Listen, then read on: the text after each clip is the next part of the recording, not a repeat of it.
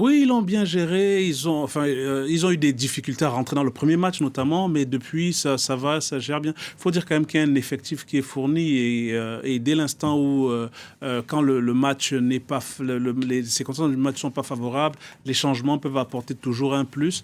Mais c'est vrai que sur la finale, il y aura quand même une différence, c'est que eux ils attendent depuis 50 ans et ils vont se retrouver face à une équipe du Sénégal qui n'a rien à perdre, mais surtout qui a l'habitude De jouer des finales. de jouer des finales Troisième finale en 4 éditions. en 4 éditions, qui sait déjà ce que c'est que la gagner.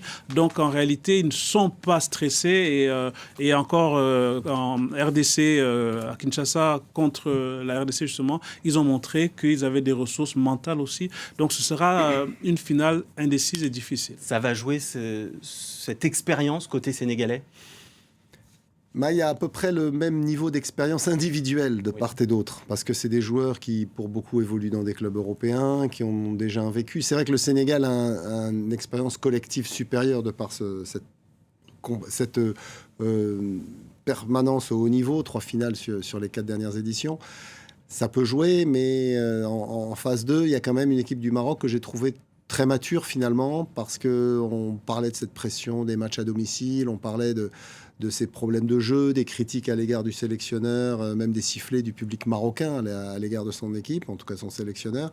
Finalement, ils ont tout encaissé, ils ont tout surpassé. Donc je les trouve très solides, ces Marocains, pas toujours très spectaculaires, mais il y a quand même de la qualité dans le jeu, de la qualité devant. Et puis surtout, ils ont une capacité à étouffer l'adversaire.